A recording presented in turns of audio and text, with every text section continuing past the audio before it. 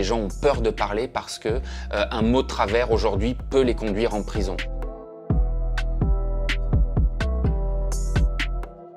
Les Hongkongais ont pris l'habitude de dire « rien n'a changé, mais tout a changé ».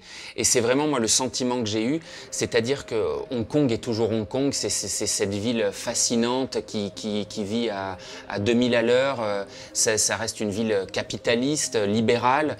On peut, nous, en tant que journalistes étrangers, venir travailler, ce qui n'est pas le cas ou ce qui est très très difficile en Chine continentale.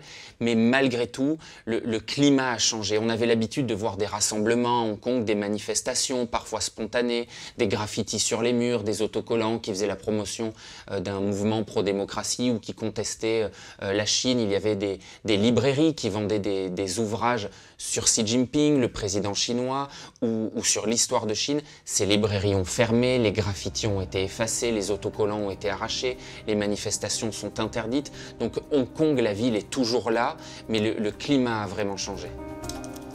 On a eu beaucoup de mal à obtenir des témoignages, même parfois de façon anonyme, c'est-à-dire qu'on avait beau expliquer à nos interlocuteurs qu'on ne filmerait pas leur visage, qu'on pouvait changer leur voix, qu'on pouvait leur inventer une nouvelle identité, ils ne souhaitaient pas parler. Et ça, c'est vraiment quelque chose de nouveau. Moi, je travaille à Hong Kong depuis 2016, j'ai pu y réaliser de nombreux reportages, notamment sur le mouvement pro-démocratie, et j'avais l'habitude de trouver relativement facilement des interlocuteurs. Et pour ce reportage, ça a été particulièrement difficile parce qu'il y a un climat de peur, il y a des menaces qui pèsent sur les personnes qui osent s'exprimer contre le pouvoir en place ou contre la Chine, et donc ça a rendu le tournage particulièrement difficile.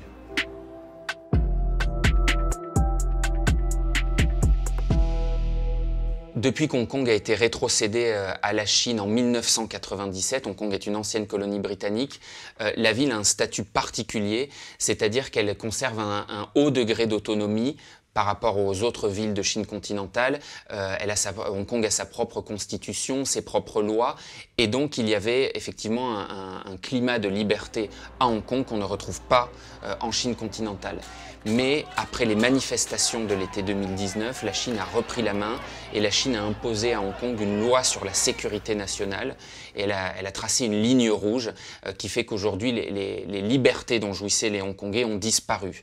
Et donc ça se caractérise de plusieurs façons, notamment une reprise en main de la presse. Il n'y a plus de presse libre à Hong Kong, il n'y a plus de journaux d'opposition. Ça se caractérise par une reprise en main de l'école et du système éducatif. C'est désormais obligatoire dans les écoles hongkongaises de chanter l'hymne national chinois au moins une fois par semaine et de procéder à une cérémonie de levée du drapeau chinois, alors qu'Hong Kong a son propre drapeau. Les cours de culture générale qui étaient généralement un moyen d'expression pour parler de philosophie, de démocratie, des droits de l'homme, ces cours ont été interdits et remplacés par des cours d'éducation patriotique où on apprend à aimer la Chine, à être fidèle à la Chine. L'histoire de Chine qui était enseignée à Hong Kong, notamment le massacre de la place Tiananmen en juin 89, les dérives de la révolution culturelle de Mao qui ont fait des millions de morts, qui sont des pages de l'histoire de Chine qui ne sont pas enseignées en Chine continentale, mais qui étaient enseignées à Hong Kong, ne le sont plus. Ça a été effacé des livres d'histoire. Et ensuite, l'un des derniers aspects, c'est l'opposition politique. Hong Kong avait une opposition politique, un camp pro-démocratie qui n'existe pas là non plus en Chine continentale. Et cette opposition aujourd'hui n'existe plus. Tous les opposants sont soit en prison, soit en exil. Et je m'en suis rendu compte en travaillant avec ma fixeuse, la journaliste hongkongaise avec qui j'ai l'habitude de travailler. On s'est mis autour d'une table, on a dressé une liste des personnes qu'on avait l'habitude d'interviewer et que je souhaitais voir témoigner dans le reportage. Et chaque fois que chaque fois que je donnais un nom, la fixeuse me répondait en prison, en prison, en prison, en exil, en prison. Et donc aujourd'hui, la Chine a vraiment repris la main sur Hong Kong et l'opposition politique, le camp pro-démocratie a vraiment été réduit à néant.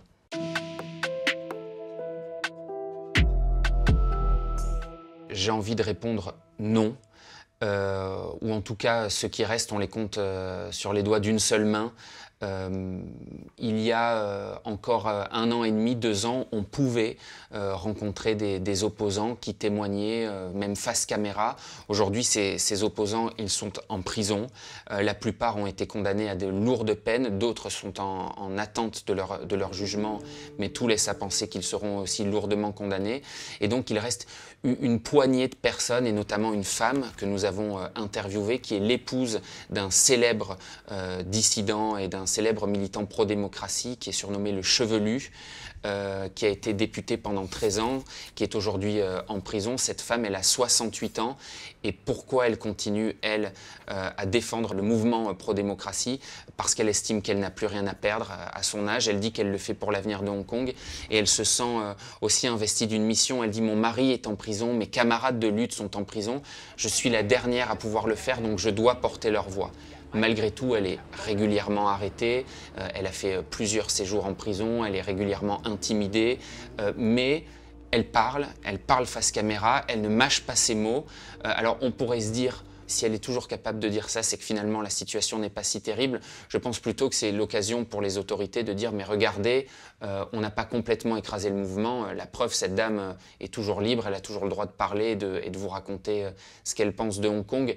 Donc évidemment, mais on le voit souvent dans ces systèmes autoritaires, on laisse un peu de marge de manœuvre à une poignée d'opposants pour laisser penser que l'opposition est toujours possible, mais dans les faits, l'opposition a été écrasée.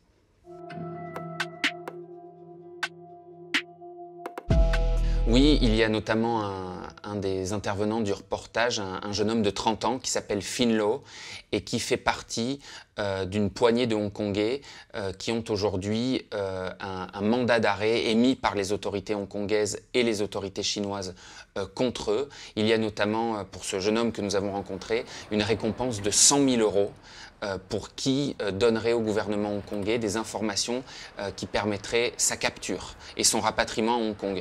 Donc les autorités ont créé ce climat de peur parmi les dissidents en exil, et notamment ce jeune homme que nous avons interviewé a été agressé dans la rue à Londres où il vit, frappé, laissé pour mort sur le sol. Il est régulièrement suivi, il est régulièrement menacé, il reçoit des menaces sur son téléphone, sur ses réseaux sociaux. Donc la Chine et les autorités hongkongaises ne laissent personne tranquille, en tout cas pas ceux qui s'opposent à sa politique.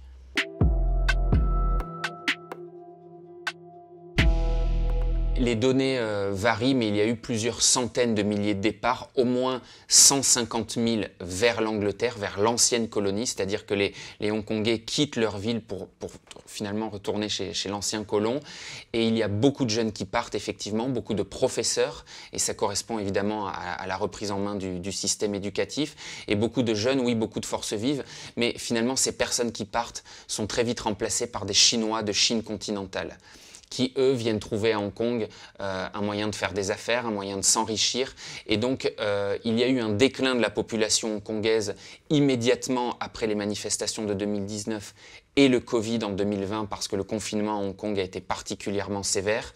Mais aujourd'hui, la population, il y a un rebond de cette population, mais qui vient de Chine continentale.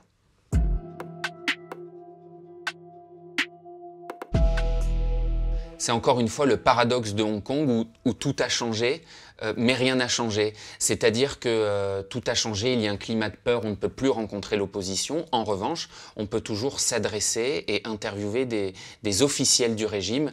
Nous, on a pu interviewer Regina Ip, qui est l'équivalent la numéro 3 du régime hongkongais, donc vraiment une personne très importante, et qui est notamment l'architecte, l'une des architectes de cette fameuse loi sur la sécurité nationale. Et j'ai pu l'interroger librement, j'ai pu lui poser les questions que je voulais, je lui ai dit que pour nous occidentaux c'était une loi liberticide, qu'est-ce qu'elle en pensait, qu'est-ce qu'elle pensait du fait que le camp de démocratie n'existe plus, et elle n'a esquivé aucune question, elle m'a reçu dans son bureau très officiellement. C'est impossible en Chine continentale d'interviewer des officiels du régime, ça n'existe pas. On peut interviewer éventuellement des conseillers du régime, mais pas des personnes qui sont en place au sein du gouvernement. les officiels hongkongais s'en tiennent à la ligne de Pékin, c'est que cette loi qui a été mise en place sur la sécurité nationale visait à restaurer l'ordre, le calme et la stabilité. C'est le cas évidemment parce qu'aujourd'hui, si on lève le petit doigt à Hong Kong, on peut se retrouver en prison. Donc la version officielle, c'est que cette loi, c'est finalement une loi qui bénéficie aux Hongkongais, qui bénéficie à Hong Kong en tant que place financière parce que les affaires allaient mal après les manifestations de 2019 et Hong Kong est l'une des capitales financières asiatiques. C'est une ville économiquement très importante pour le pouvoir chinois. Donc le calme est revenu, c'est vrai, mais à quel prix ?